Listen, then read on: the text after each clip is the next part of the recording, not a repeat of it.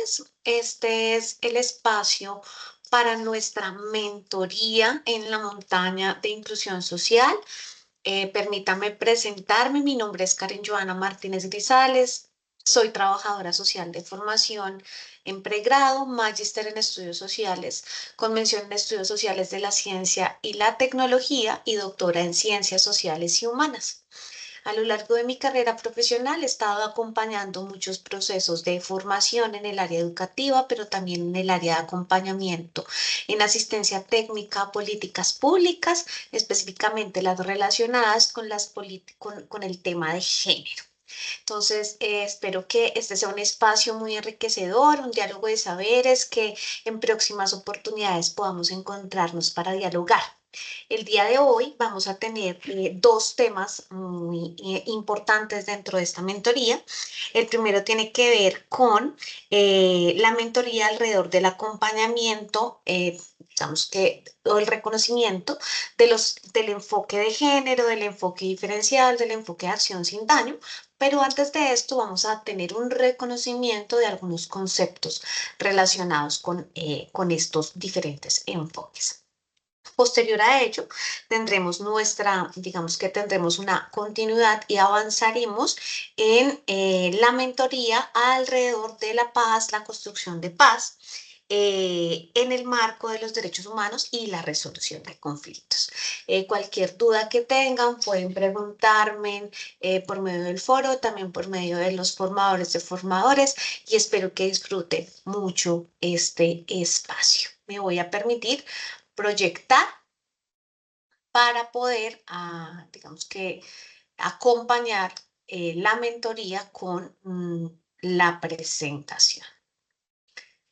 Entonces, vamos a arrancar con los conceptos de género. Entonces, hoy, dentro de nuestra metodología, vamos a pensar en cómo cuando nuestras abuelas, nuestras madres o incluso nosotros y nosotras hemos tejido, ¿cierto? Hemos hilado. Hoy vamos a hilar saberes porque todos y todas tenemos unos reconocimientos de cara a quizás algunos conceptos o algunos enfoques y demás que hemos escuchado en alguno de estos escenarios. Entonces, hoy vamos a reconocer algunos conceptos importantes que nos van a permitir reconocer qué son los enfoques de género, de acción sin daño, ¿cierto?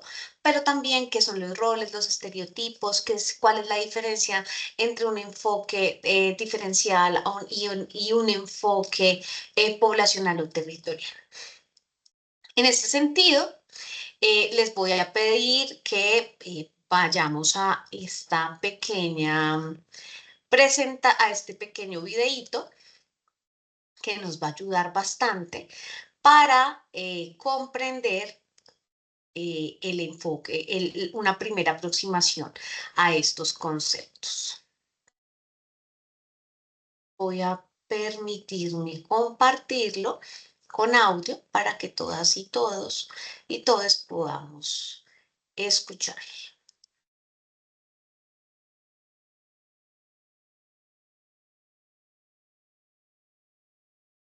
Un momento, por favor.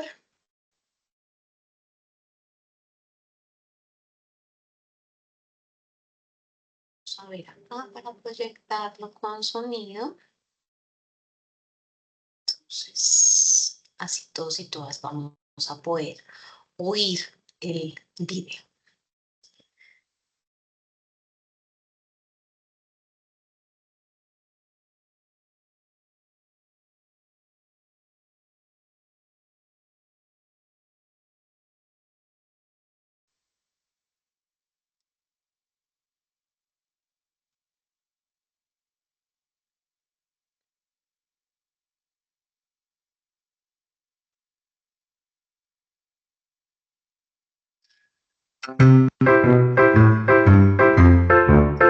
Por cuatro esquinitas de nada. Cuadradito juega con sus amigos. Ring es hora de entrar en la casa grande. Pero Cuadradito no puede entrar No es redondo como la puerta. Cuadradito está triste. Le gustaría mucho entrar en la casa grande. Entonces se alarga, se tuerce, se pone cabeza abajo, se dobla, pero sigue sin poder entrar. ¡Sé redondo!, le dicen los redonditos. Cuadradito lo intenta con todas sus fuerzas. ¡Te lo tienes que creer!, dicen los redonditos. ¡Soy redondo! ¡Soy redondo! ¡Soy redondo!, repite Cuadradito. Pero no hay nada que hacer. ¿Qué podemos hacer? Cuadradito es diferente, nunca será redondo. Pues te tendremos que cortar las esquinas, dicen los redonditos. ¡Oh, no!, dice Cuadradito. ¡Me dolería mucho! Los redonditos se reúnen en la sala grande, hablan durante mucho tiempo. Hasta que comprenden que no es Cuadradito el que tiene que cambiar. ¡Es la puerta!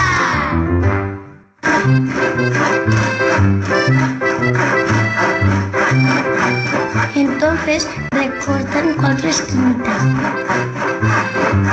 4 esquinitas de nada, que permiten a Cuadradito entrar en la casa grande junto a todos los redonditos.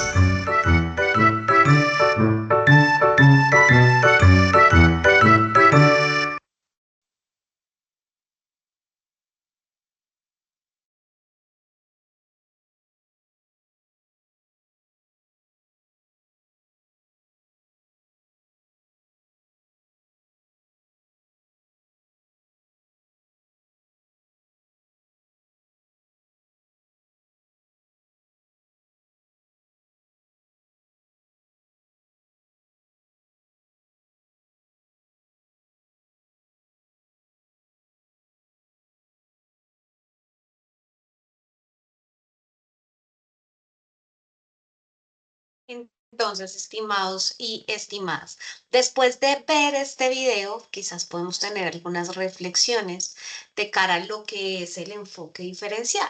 Entonces, el enfoque diferencial no implica que los seres humanos y demás se vuelvan digamos que en sus identidades, en sus orientaciones, en sus procesos sociales, se vuelvan como una sola pieza, ¿cierto? Sino que precisamente a partir de las diferencias es que construimos sociedad.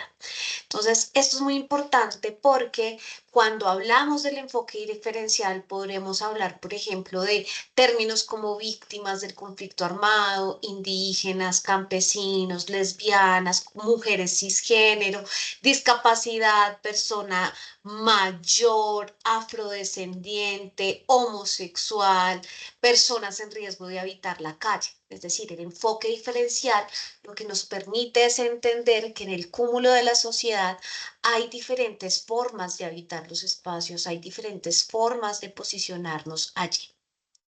En ese sentido, algunas de las variables que más usamos dentro de los enfoques son las categorías de sexo, orientación sexual, de identidad de género, y generalmente reconocemos como sexo 3 sexos, hombre, mujer e intersexual. La intersexualidad tiene que ver con que se nace biológicamente con un sexo indeterminado, es decir, que los médicos no pueden determinar si se es hombre, se nació como hombre o se nació como mujer, porque no solo tiene, digamos que órganos visiblemente de un lado o del otro, sino la estructura interna en términos biológicos no los puede ubicar en alguna de estas dos categorías. Cuando hablamos de la orientación sexual, tiene que ver directamente hacia dónde va nuestro gusto, hacia dónde va nuestro deseo por el otro, la otra o el otro. Cuando hablamos, por ejemplo, de la homosexualidad, hablamos de la homosexualidad como una atracción hacia personas del mismo sexo, y allí encontramos dos vertientes o dos subcategorías que serían las mujeres que gustan de mujeres, que serían lesbianas, y los hombres que gustan de hombres, que serían hombres gays. Cuando hablamos de una atracción de un sexo específico hacia el sexo opuesto, hablamos de la heterosexualidad, es decir, cuando a un hombre le gusta una mujer o a una mujer le gusta un hombre. Cuando se tiene una atracción hacia ambos sexos, allí hablamos de la bisexualidad, ¿sí?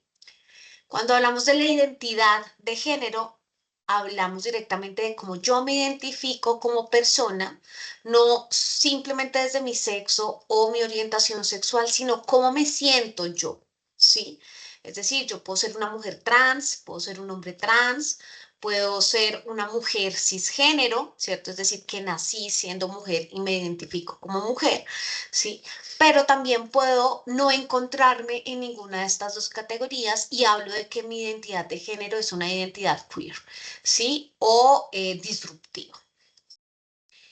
En este sentido, cuando hablamos del sexo género, digamos que de estos dos conceptos mezclados para entenderlos como una forma de organización de la vida, entendemos que hay unas lógicas históricamente permeadas por la desigualdad, en donde hablamos de relaciones de poder desiguales, condiciones y situaciones que se expresan en, por ejemplo, las oportunidades de tener un derecho, de poder acceder a bienes y servicios, de tener una remuneración equitativa o igualitaria o tener oportunidades.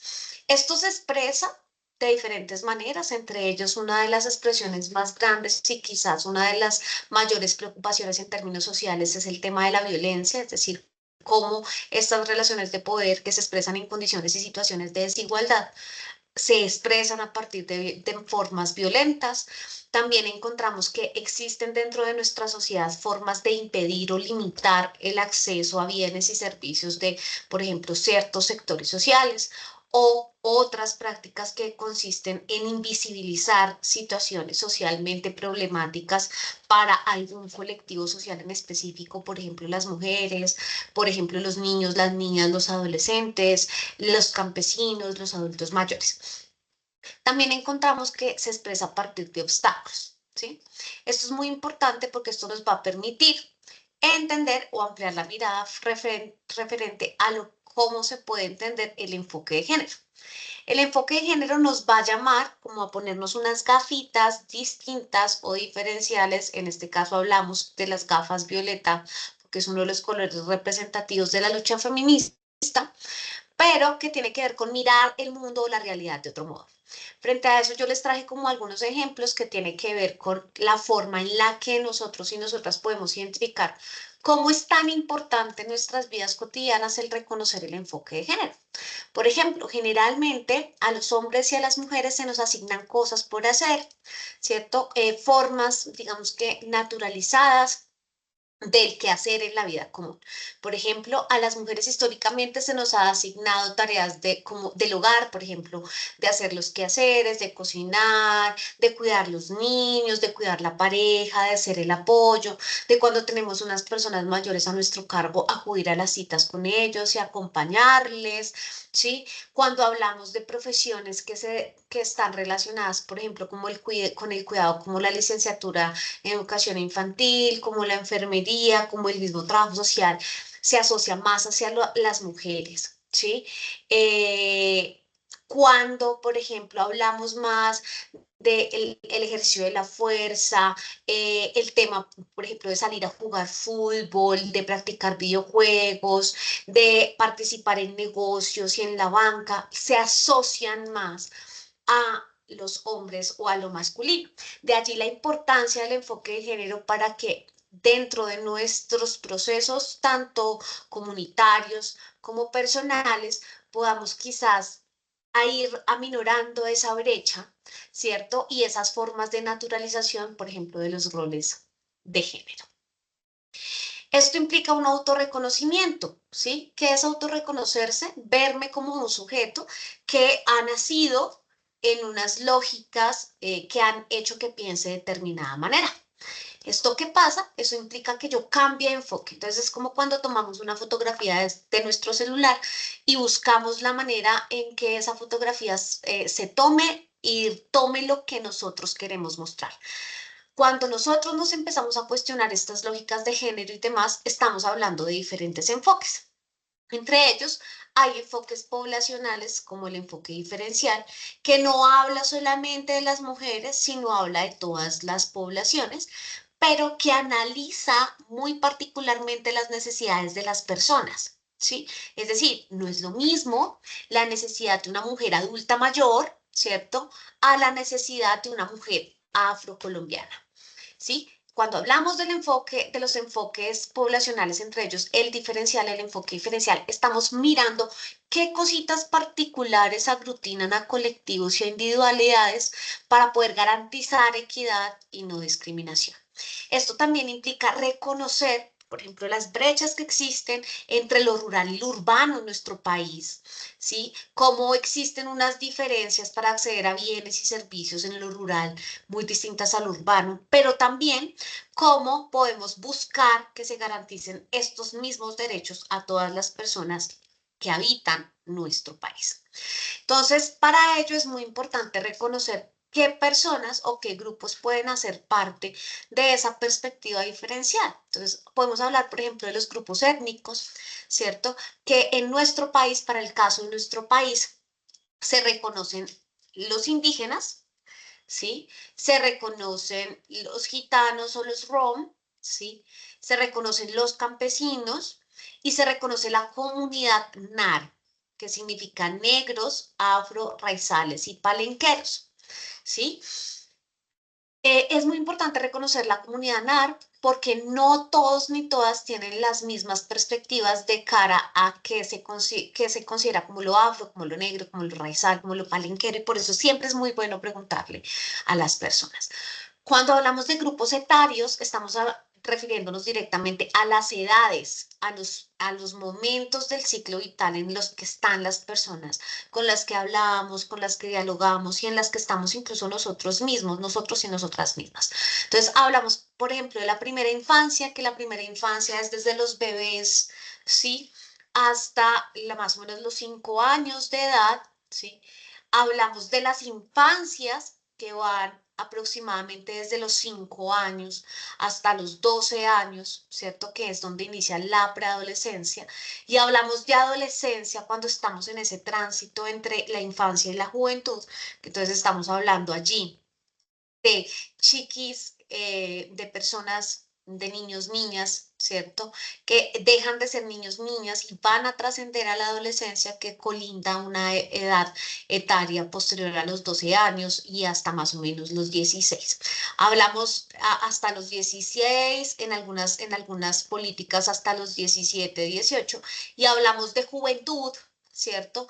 Ya desde los 18 hasta los 28 años, ¿sí? Desde los 16 hasta los 28 años. Hablamos de las adulteces, de las personas adultas posterior a tener 28 años de edad hasta tener 60 años y hablamos de los adultos mayores o de la vejez cuando hablamos de las personas mayores de 60 años.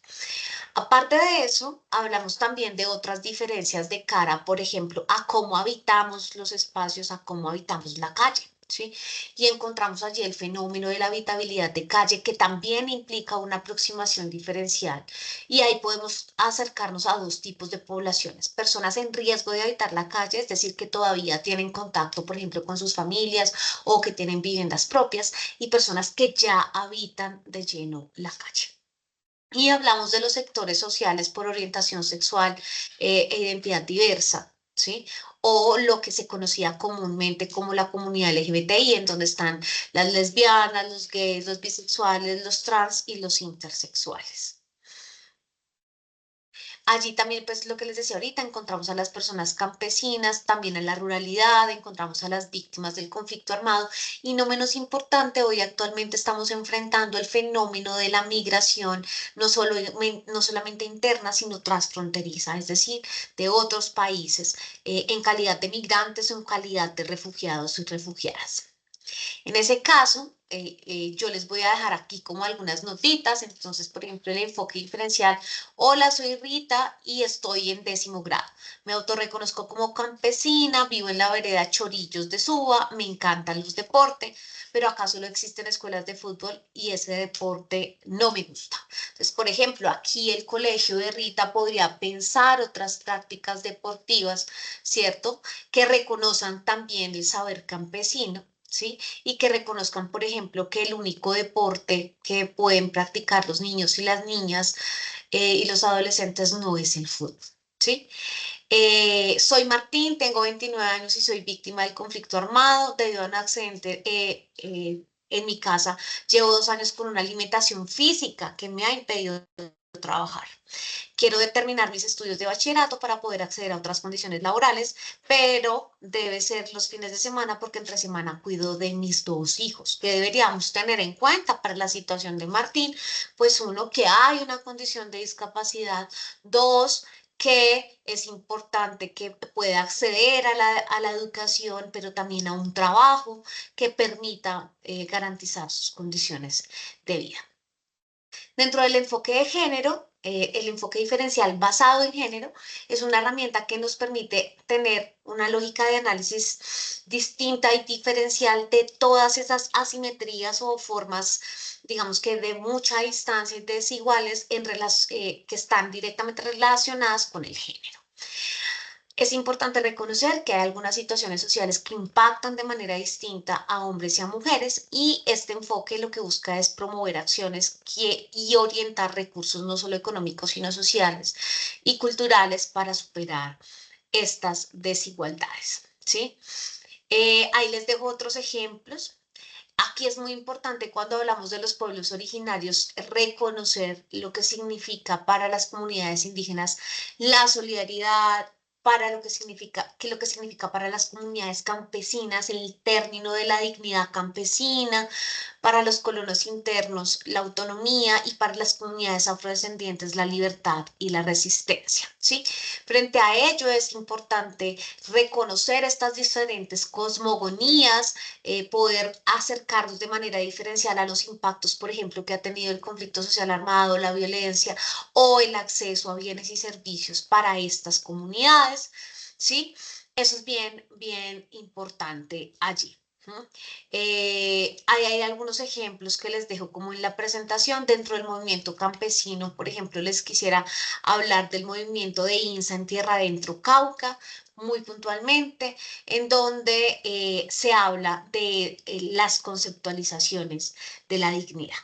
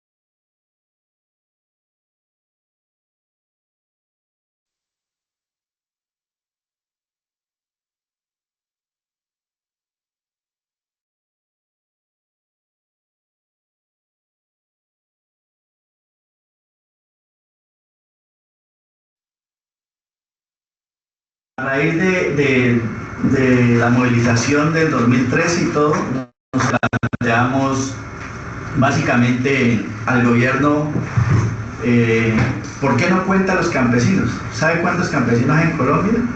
La idea digamos, de comentarles un poco lo que viene haciendo, digamos, mi proceso local, lo que venimos haciendo en el departamento del Cauca, pero ante todo, cómo desde esta región venimos impulsando unas iniciativas como organizaciones campesinas. En buena hora el departamento del Cauca viene trabajando sobre la necesidad de reconocimiento del campesinado como sujeto político. Es decir, cambiar la dimensión que el Estado ha tenido con el campesinado, que básicamente es solamente su dimensión productiva, pero no lo mira más allá de esa dimensión productiva. Es decir, campesino igual a productor agropecuario, no más. No nos interesa si tiene organización, si defiende el territorio, etcétera, sino sencillamente campesino que produce precios, tierra, no más. Y creo que pues lo que estamos intentando hacer, y desde hace varios años, desde el movimiento campesino en el suroccidente y después a nivel nacional, es precisamente que se visibilice al campesinado como un sujeto político. Nosotros, como organización campesina, pues estábamos como juntas de acción comunal. Después de eso, logramos, o nos pusimos a pensar los jóvenes la necesidad de educarnos y empezamos a hacer eso, algunos de presentarse a las universidades públicas y otros a tocar las puertas en universidades privadas. Así que en los años 90 logramos en promedio 30 jóvenes irnos a estudiar a Bogotá con el compromiso de regresar a la región.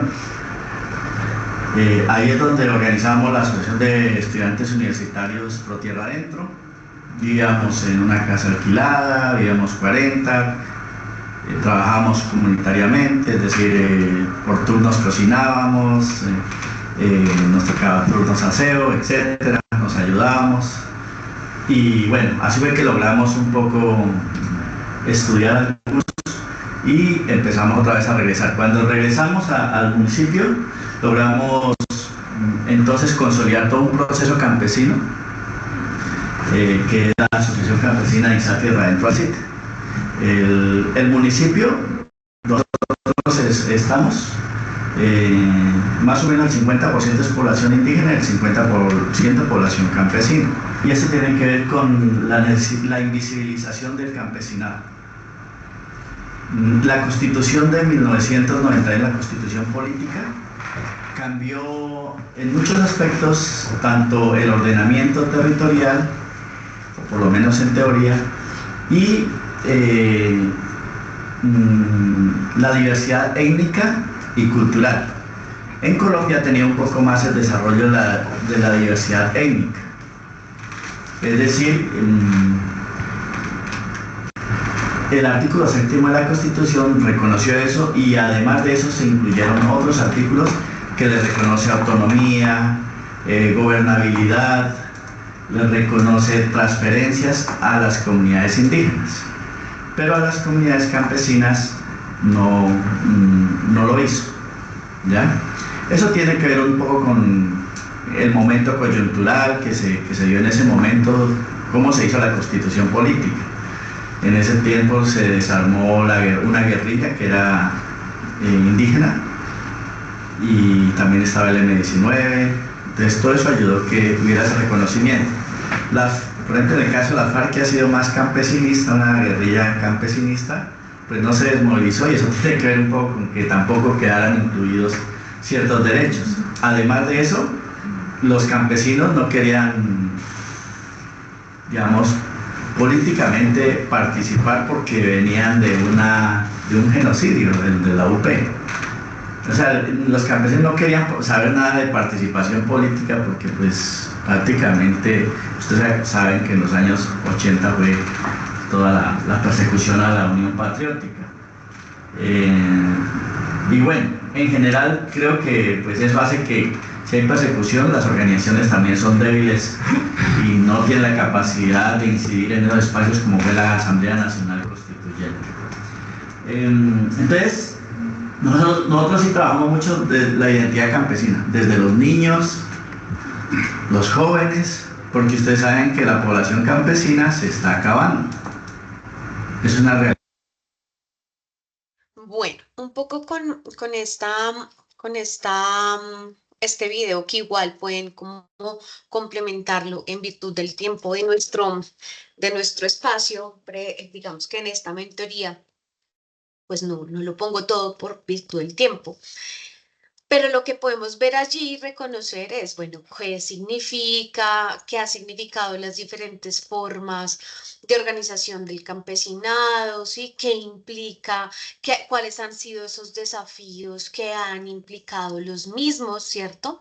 Y la idea es que podamos expandir, digamos que nuestro conocimiento allí también con unos ánimos de poder contribuir a nuestros propios colectivos, a nuestras propias comunidades, pero no desde simplemente el reconocimiento de la hora, sino también desde el reconocimiento de esas luchas históricas digamos que se han librado en términos de las poblaciones y también en relación con el reconocimiento. De allí la importancia del enfoque diferencial, es decir, pensemos un poco en el videíto que les ponía al inicio de nuestra sesión y es que cuando pretendemos que los derechos son todos universales, claro que sí, pero hay unas formas diferenciales de reconocerse como un sujeto de derecho, como un sujeto político, y eso es algo que no deberíamos perder de vista. En ese sentido, yo les voy a presentar también otros enfoques que son muy importantes, que están, por ejemplo, en el marco de la ONU, pero también del Acuerdo Final de Paz, que nos está rigiendo también mucho en este momento y que serían muy potentes para nuestros planes de inclusión social, ¿sí? Porque nuestros planes de inclusión social, la idea es que tengan ese reconocimiento de esos diferentes enfoques. Igual cualquier duda, cualquier inquietud, pueden contar conmigo y con mi acompañamiento allí para acompañarles digamos que en este sentido. Entonces, ahora vamos a reconocer, ya vimos un poco el enfoque diferencial y cómo es importante reconocer esas diferencias, no solo de sexo, de género, sino también del carácter de lo identitario, ¿sí? Y en ese sentido voy a continuar con el enfoque étnico-racial, ¿sí? Entonces, por ejemplo, el enfoque étnico-racial al interior del Acuerdo Final de Paz reconoce características identitarias, pero también expresiones culturales de sujetos colectivos de derechos. Es decir, podemos estar hablando, por ejemplo, de la comunidad NAR, que les decía ahorita, la comunidad de negros, afro, raizales y palenqueros, pero también reconocemos como elementos diferenciales todas las expresiones culturales e identitarias de las comunidades indígenas, y también del pueblo gitano, porque es muy importante reconocer esto, porque solo a partir de ese reconocimiento podemos entender cuáles son esas formas en que ellos conciben su existencia y cómo conviven con el resto de grupos sociales. Esto nos va a ayudar a generar diálogos en un horizonte más amable, más democrático, no subordinado, sino desde una perspectiva muy interseccional, intercultural, que implique la aproximación, por ejemplo, a escenarios de justicia y de derechos diferentes. Cuando hablamos del pueblo indígena o de los pueblos indígenas, hablamos de aquellos grupos sociales que se reconocen como es ascendencia amerindia, ¿sí? Es decir, hablan de una continuidad de esas sociedades que estaban antes de los procesos de colonización y que por lo tanto tienen una relación con el territorio desde lo ancestral, con la naturaleza, también desde lo ancestral, y tienen tradiciones tanto culturales como lingüísticas distintas. Por ejemplo, en nuestro país, ¿sí? Los pueblos indígenas fueron o han sido reconocidos con 65 lenguas vivas en la actualidad, ¿sí? Y actualmente contamos con 115 pueblos indígenas al interior del todo el territorio nacional, con unas creencias, con unas tradiciones, con unas formas de ver el mundo vinculadas al territorio, pero también a las formas en que ellos piensan y viven y representan su realidad social. ¿Esto qué implica? Que podamos reconocer que hay unas diferencias distintas de aproximación al territorio, valga la aclaración. Cuando hablamos del territorio indígena, hablamos del territorio como la madre tierra, como un escenario poseído tradicional y ancestralmente, que además no es de propiedad de un solo individuo o individua, sino que pertenece a la, digamos que a lo colectivo, al grupo indígena, y es decir, a los resguardos indígenas propiamente. ¿Sí? Tristemente hoy tenemos nuevos procesos de colonización, por ejemplo, algunos territorios, algunos resguardos indígenas han sido parte de procesos de apropiación y despojo por multinacionales, pero también por lógicas de política nacional como los parques nacionales naturales, que han sido denunciados pues, por las comunidades indígenas. Cuando habláramos de la comunidad NAD, el pueblo negro, afro, raizal y palenquero, estamos hablando de aquellas personas que se autorreconocen de esa manera. También tienen una cultura propia, una cultura folclórica y lingüística, y generalmente podemos encontrar allí, digamos que dentro de su acervo, conservan una coincidencia identitaria que los distinguen, digamos que en dos lenguas criollas. El criolé, que es de base léxica y que es hablado en San Andrés y Providencia y Santa Catalina, y el ri palenque, que es la base léxica española hablada en San Basilio de Palenque, allí cerca de Cartagena y Barranquilla, donde residen los palenqueros. ¿Cuál es la percepción del territorio y de la tierra y de la propiedad por parte del pueblo naro? ¿Sí? Ellos hablan de que el territorio no es simplemente ese lugar para vivir, para sostenerse, sino que es una expresión de su memoria colectiva y de su concepción de libertad. Recordemos que la comunidad NAR vivió la esclavitud, ¿cierto? Los indígenas también, pero vivió unas formas diferenciadas de esclavitud. Y por lo tanto, para ellos el territorio incluye no solo la tierra, sino incluye la comunidad, la naturaleza en una relación de interdependencia, y por lo tanto ellos mantienen usos y costumbres que están muy vinculados a cómo habitan su lugar. ¿Sí? Por eso allí encontramos algunos conocimientos de ritmos, de vidas ancestrales y de diferentes actividades. Cuando hablamos del enfoque de género desde el acuerdo final de paz para la terminación del conflicto y la construcción de una paz estable y duradera, estamos hablando especialmente de las mujeres, ¿cierto? Pero también de cuerpos feminizados. Allí, uno de los elementos fundamentales del acuerdo es que se reconoce, ¿cierto?, a las mujeres, por ejemplo, independientemente de su estado civil, de su ciclo vital y de sus relaciones comunitarias y familiares, como un sujeto de derecho y, no menos importante, de especial protección constitucional. ¿Esto por qué es tan importante? Porque las mujeres al interior del conflicto social armado hemos sido víctimas de tipologías de violencia directas, pero también de tipologías de violencia más indirectas, ¿sí?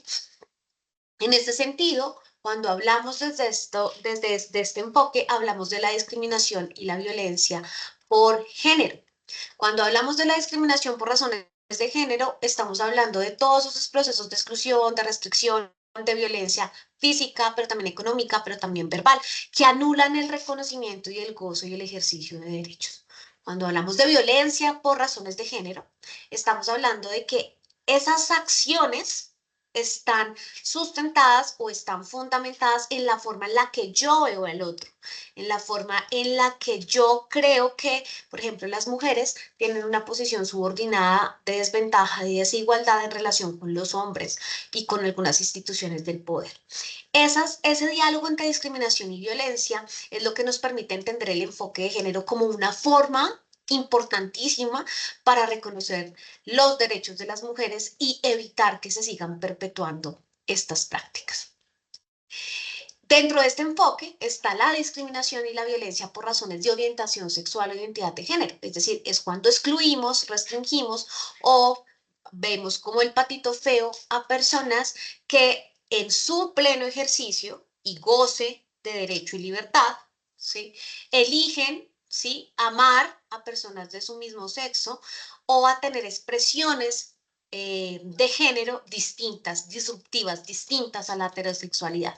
Entonces afecta pues principalmente a las personas con orientaciones sexuales e identidades y expresiones de género diversas, es decir, no normativas, y allí están pues los lesbianas, los gays, las y los bisexuales y la comunidad trans. Esto ya lo vimos un poco, que es el estereotipo y la igualdad. Antes hablábamos de la comunidad LGBTI, hoy hablamos de personas con orientaciones sexuales e identidades de género diversas, ¿sí? O SICT. Y allí, ¿por qué se cambió esto? Porque algunas personas no sentían que pertenecer, digamos que a este grupo social les generara una identidad colectiva. Entonces, ¿puedo yo participar dentro de la comunidad? Como no, pero yo soy una persona que no se identifica ni como mujer ni como hombre, ¿cierto? Tradicionalmente, que no me identifico con lo masculino como se ha generado históricamente y que tengo una lógica distinta en donde mi atracción emocional, mi atracción afectiva, mi atracción sexual es distinta y mi forma de expresar el género pues no obedece a un modelo de heteronormatividad. Dentro de otros enfoques aquí encontramos el enfoque diferencial de persona mayor, en donde encontramos allí que el grupo de personas de adultos mayores pues tienen unas diferencias y unas necesidades distintas. También encontramos el enfoque diferencial de personas con discapacidad, que allí es bien importante entender que las personas en condición de discapacidad se enfrentan a diversas barreras, no solo en lo físico, sino en lo institucional, en el acceso a trabajo, a educación, para poder participar plenamente dentro de la sociedad. Cuando hablamos de la perspectiva interseccional, reconocemos que todas estas formas de reconocer al otro que están sustentadas en que no han sido reconocidos históricamente, pues no depende solo de las personas, de que yo te reconozca y que mi grupo te reconozca, sino dependen de que el Estado social de derecho, es decir, las instituciones del Estado nos reconozcan.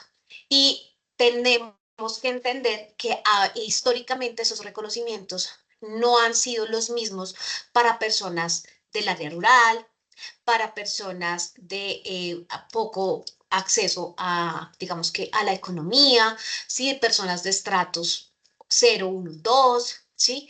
Entonces, la interseccionalidad habla de que todas estas formas de exclusión social no están solo atravesadas ni por el género, ni por la etnia, sino también están atravesadas por una condición de clase, es decir, por una condición de acceso a los bienes y servicios que han generado incluso que existan presencias de exclusión y desventaja de manera más significativas a personas con orientación sexual diversa, a niños, niñas y adolescentes, a mujeres, a personas indígenas, a personas campesinas, ¿sí?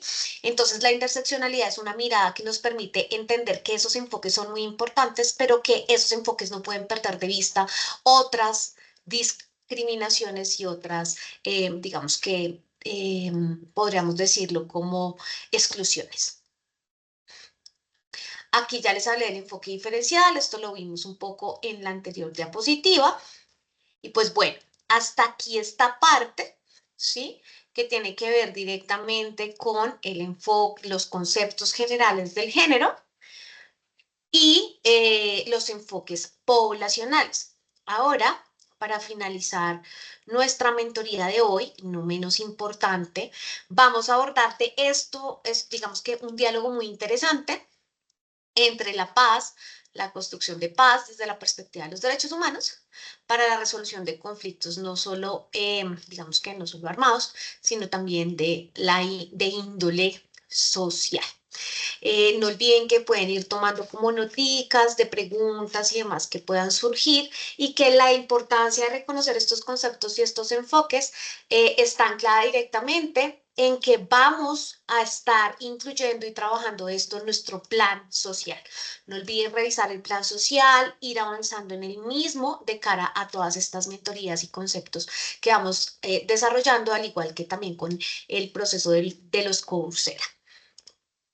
Entonces me voy a permitir proyectar la siguiente presentación Y allí encontramos pues lo que les estaba hablando ahorita dentro de nuestro proyecto de Explora y Emprende, la mentoría directamente relacionada con paz, construcción de paz desde la perspectiva de los derechos humanos para la resolución de conflictos. Entonces quiero que pensemos un momentico, ¿qué es la violencia? ¿Qué entendemos por violencia? ¿Sí? Cuando hablamos de que algo es violento, de que alguien es violento, ¿a qué nos referimos? ¿Sí? ¿Qué es lo primero que se nos viene a la cabeza? Ese primer imaginario está quizás muy relacionado con nuestras propias cotidianidades. Pero, ¿qué es la violencia? Es cuando se utiliza la fuerza en cualquier operación. Pero esa fuerza y acción está destinada a hacer daño, a causarle daño a otra persona o a un objeto o a una propiedad. ¿Sí? A veces estas formas de ejercer la fuerza para hacer daño o perjudicar al otro las puede desarrollar un solo individuo, ¿sí? O la pueden desarrollar un grupo. Y hablamos de que incluso hay expresiones de violencia, y que en nuestro país es un ejemplo de ello, que llegan a ocasionar la muerte de otros y otras, ¿sí?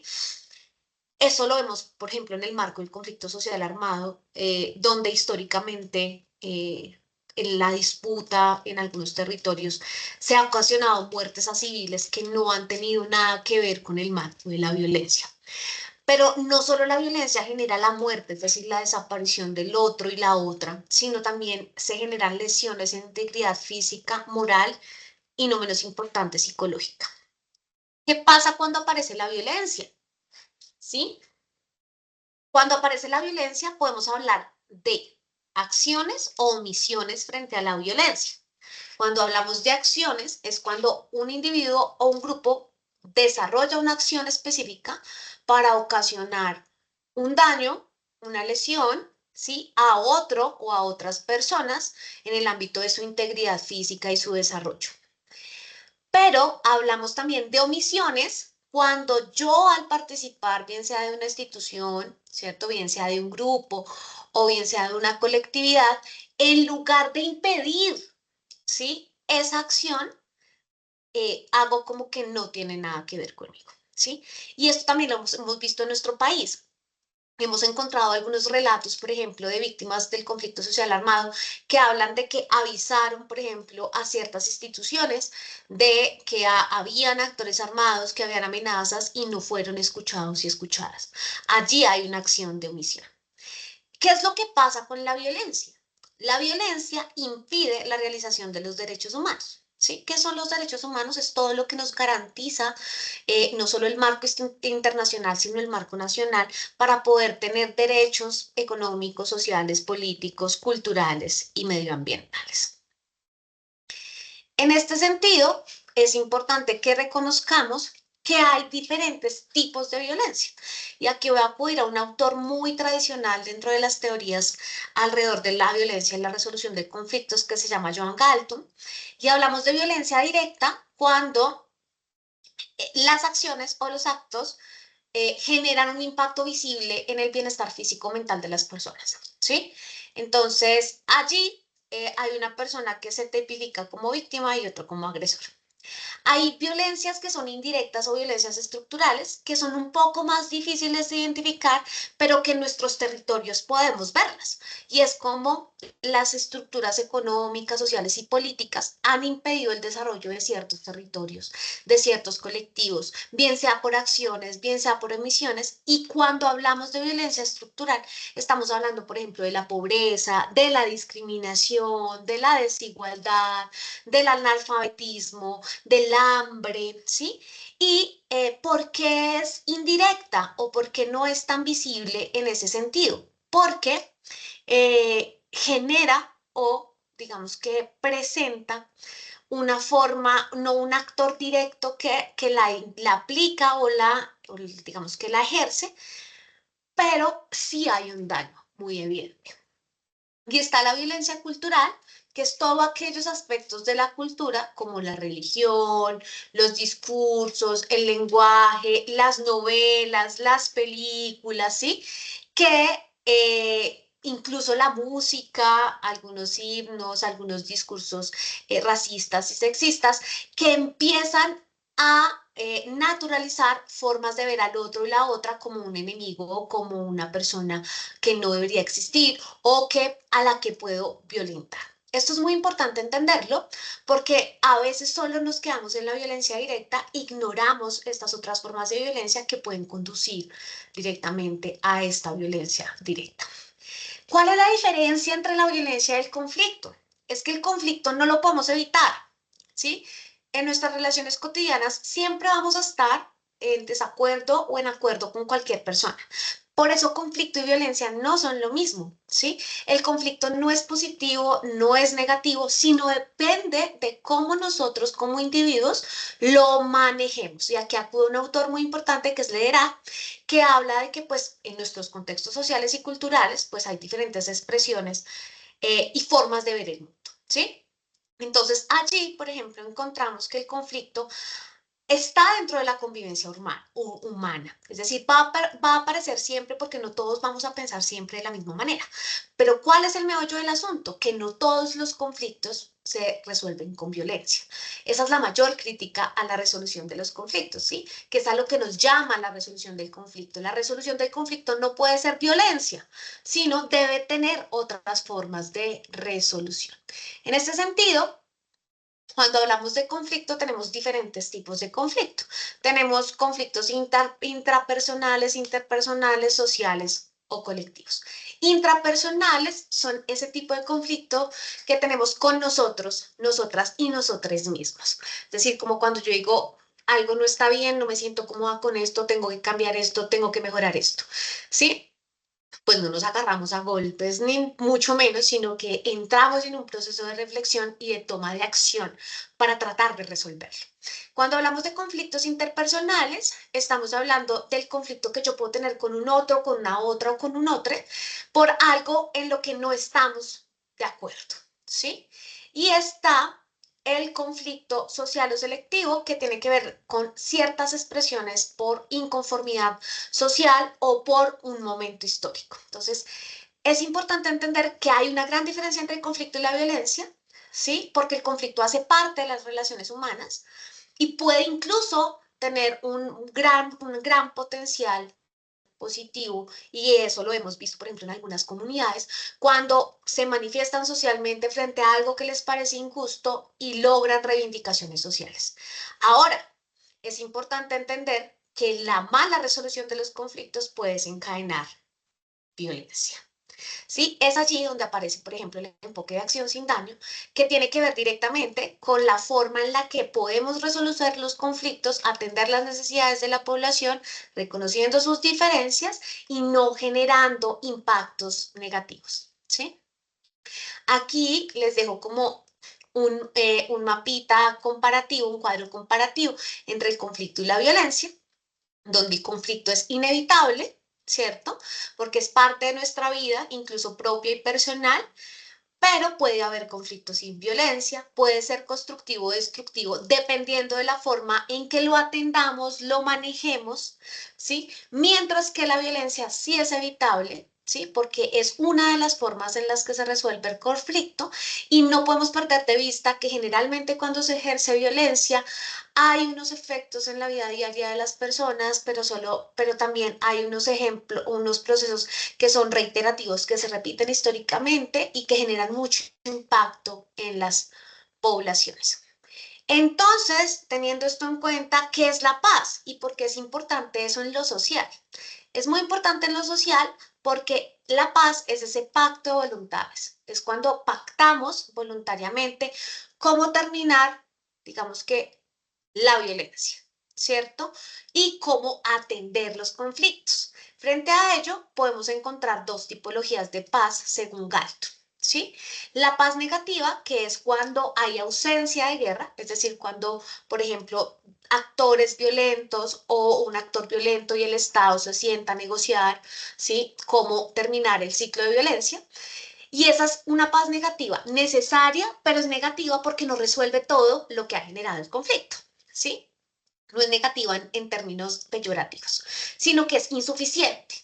Por eso Galton habla de la paz positiva, diciendo que la paz positiva intenta responder a ese vacío, intenta responder a esos procesos que generaron el estallido de la violencia, que tienen que ver sobre todo con la justicia social, ¿sí? Con la equidad social, con el acceso a bienes, a servicios, a recursos.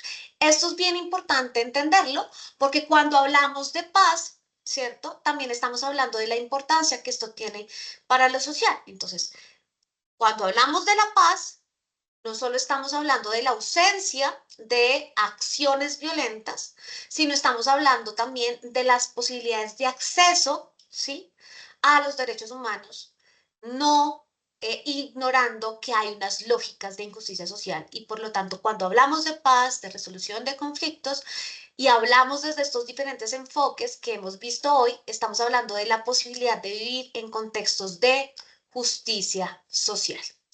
Allí, ¿qué es importante? Reconocer que en nuestro país, en nuestros territorios, en nuestras territorialidades, hemos tenido más paz negativa y que por eso precisamente es que no ha cesado el conflicto social. Es decir, no ha cesado la violencia en Colombia, porque seguimos teniendo violencia en los territorios, ¿sí?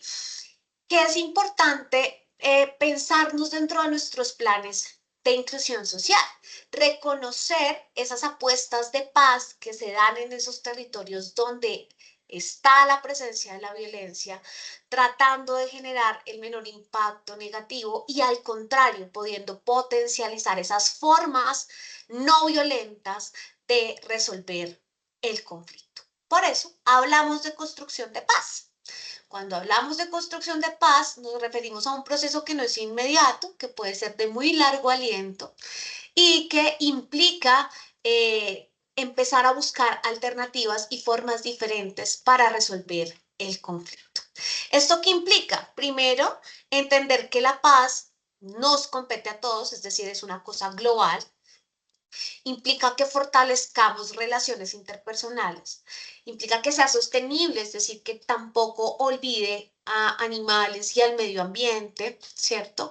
Y debe tener la inclusión de los enfoques, ¿sí? Y por lo tanto, se debe pensar en pedir a las instituciones infraestructuras para la paz, porque no se puede solo construir la paz, ¿sí?, desde los actores que han estado en conflicto, sino implica también entender la dimensión que ha generado la ausencia de resolución de conflictos,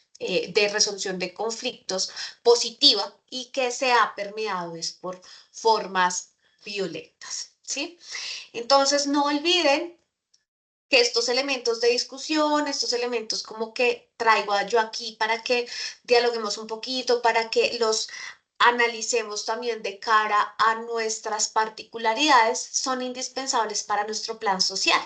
Entonces vayan avanzando, es un plan social con todos estos conceptos y nos vemos en la próxima mentoría. En estos días estará disponible la masterclass alrededor de los derechos humanos para que también puedan fortalecer desde allí el plan social.